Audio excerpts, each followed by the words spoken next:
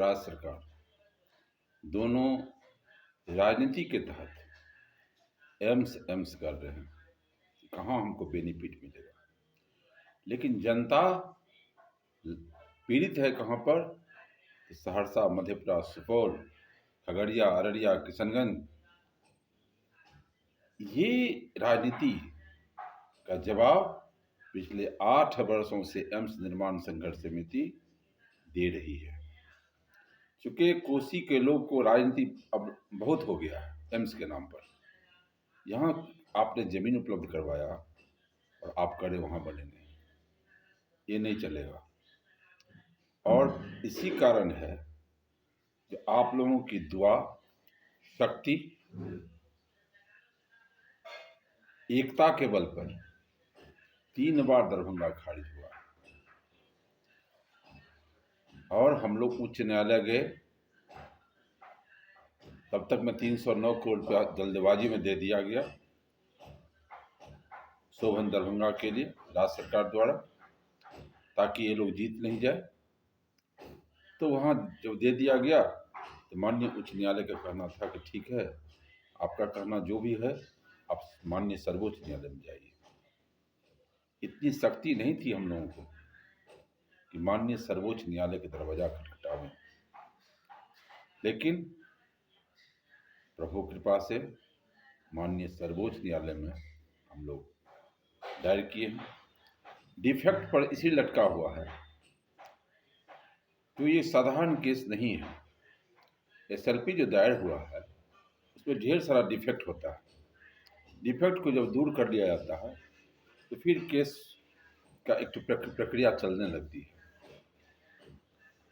तो वहाँ डिफेक्ट में विलम्ब हुआ। उसका कारण क्या है? हमारे विद्वान अधिवक्ताओं ने माननीय सर्वोच्च न्यायालय के, जो हमारे विद्वान अधिवक्ता है और सहरसा के लाल हैं रतन कुमार सिंह जी सहित विभिन्न अधिवक्ता, विद्वान अधिवक्ता, उन्होंने कम से कम पटना आकर करके ऑनलाइन और ऑफलाइन दोनों जगह से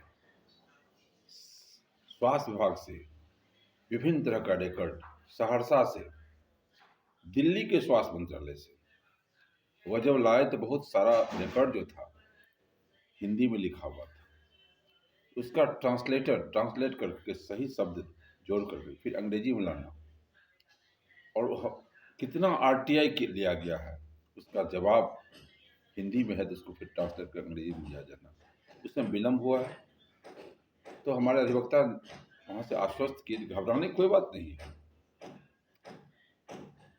ये एक प्रक्रिया है, प्रक्रिया चलने दीजिए और जीत हम लोगों को मिलेगी। ये जीत पिछले अब तो 9 वर्ष हो जाएगा, 28 फरवरी 2024 को 9 वर्ष पूरेगा इस एम्स निर्माण संघर्ष समिति के संघर्ष को। तो हम लोगों को जीत होगी ही। बार बार हम लोग कहते हैं, इसीलिए हम लोग प्रभु से कामना करें जो सहरसा में एम्स बने। ये बार बार इसलिए कहा जा रहा है कि एम्स बनेगा, सहरसा का स्वरूप जो है बहुत ज़्यादा विस्तृत होगा, सुंदर होगा और यहाँ के लोग स्वस्थ होंगे, समृद्ध होंगे। खास करके सहरसा के उत्तर में 100 किलोमीटर से कुछ दूरी पर नेपाल पड़ता है, दक्षिण में 100 किलोमीटर की दूरी से कुछ दूरी ज़्यादा कम जो गंगा नदी का तट है, जो उत्तर और दक्षिण बिहार को बांटती है। पूरब में पश्चिम बंगाल है राज्य, वो भी लगभग 100-125 किलोमीटर या 150 किलोमीटर दूरी पर, और पश्चिम में 100-125 किलोमीटर दूरी पर मिथिलांचल का जिला है, मिथिला। तो यहाँ जो कुशहा त्रासदी हुआ था, यहाँ जो बार बार प्रलय आता है, महाप्रलय आता है, यहाँ के लोग जो विभिन्न बीमारियों से आक्रांत है, एम्स यहाँ बनना चाहिए। और इसके लिए हम लोग सभी मिलकर, अगर हम इस मंच का नेतृत्व करते हैं तो एक बल है आप, और उसी बल को ऐसा नहीं है आपका साथ मिलता है, सांसद आनंद मोहन जी के नेतृत्व में सहरसा बंद हुई। वही वार्ता कर रहे हैं, एक तरीका है, वो कर रहे हैं, अंदर अंदर कर रहे हैं। अब संजीव झा जी हमारे पूर्व विधायक थे, प्रयासरत थे। चाहे क्या कहते हैं, हम जफर साहब पूर्व विधायक थे, वो प्रयासरत थे। चाहे वो गुंजेश्वर साहब हमारे अभिमान्य विधायक थे, चाहे हमारे दिनेश चंद्र यादव जी एमपी हैं, जो सबसे महत्वपूर्ण बात है, वो विधानसभा में उठाए, लोकसभा में उठाए, और 100 सॉरी 20 एमपी को लेकर के, आधा बिहार के एमपी को लेकर के माननीय प्रधानमंत्री से बात करते हैं। थोड़ा सा उनको अभी भी मौका है।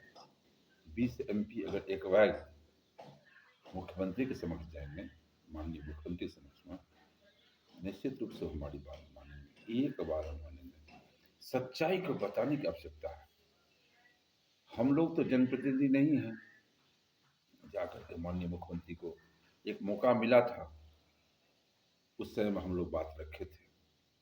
इसीलिए सबका रुझान, सबके हृदय की भावना से ही एम्स